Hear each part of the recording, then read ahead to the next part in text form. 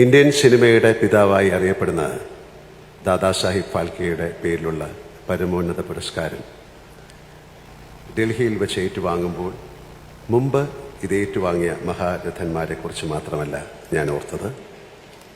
Cinema എന്ന കലാരൂപത്തിന് വേണ്ടി ദാദാസാഹിബ് ഫാൽക്കെ എന്ന മനുഷ്യൻ്റെ സമർപ്പിത ജീവിതം എൻ്റെ മനസ്സിലൂടെ ഒരു തിരശ്ശീലയിൽ എന്ന പോലെ കടന്നുപോയി.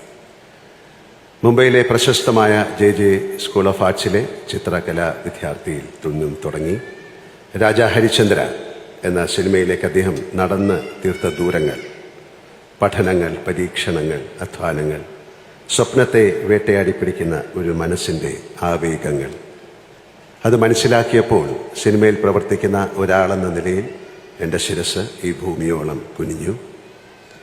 എൻ്റെ കഴുത്തിലണിഞ്ഞ പതക്കത്തിൻ്റെ ഭാരം ഞാൻ ആഴത്തിൽ തിരിച്ചറിയുകയായിരുന്നു ആ നിമിഷങ്ങളിൽ. ഞാനടക്കമുള്ള എല്ലാ ഇന്ത്യൻ അഭിനേതാക്കളും 120 വർഷങ്ങൾക്ക് മുമ്പ് സിനിമയ്ക്ക് വേണ്ടി ജീവിതം സമർപ്പിച്ച ഈ മനുഷ്യനോട് കടപ്പെട്ടിരിക്കുന്നു. രാജാ ഹരിചന്ദ്രയിൽ നിന്നും ഇന്ത്യൻ സിനിമ എത്രയോ മുന്നോട്ട് പോയി. അതിൻ്റെ ആകാശം ഒരുപാട് വിശാലമായി.